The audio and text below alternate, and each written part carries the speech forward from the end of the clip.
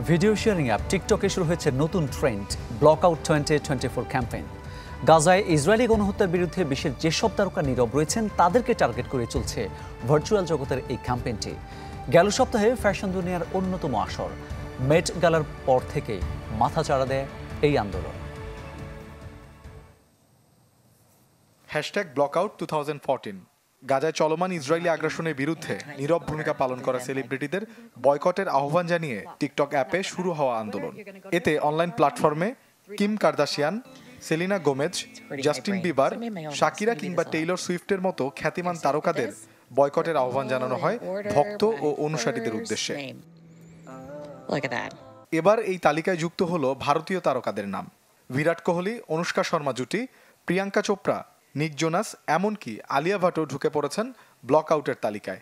তালিকায় আরও আছেন footballer Kylian Mbappe, Mohammad Saleh, Stephen carry সহ বিভিন্ন অঙ্গনের বাঘা বাঘা সব তারকারা।